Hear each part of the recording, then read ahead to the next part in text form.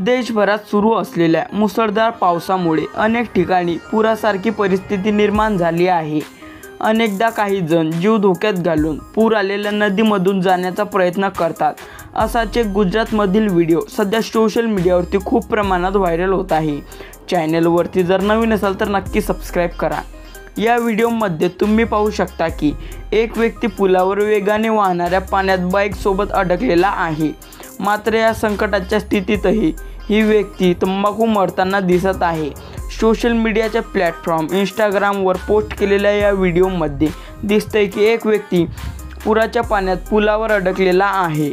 पुराच्या दोन्ही बाजूला उभे असलेले लोक या व्यक्तीला पाहत आहे।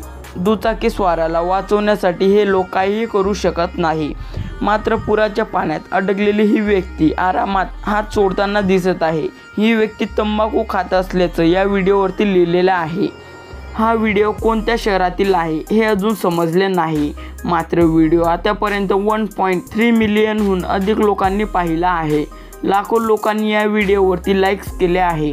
पुरात अडकलेला बाईकस्वार वाचला की नाही हे अजून समजले नाही। मात्र त्याची मृत्यू समोर दिसत असतानाही तंबाखू खाण्याच्या कृतीची जोरदार चर्चा सुरू आहे। मात्र तुम्हाला या व्हिडिओवरती काय वाटते ते कमेंट बॉक्समध्ये आम्हाला नक्की कळवा।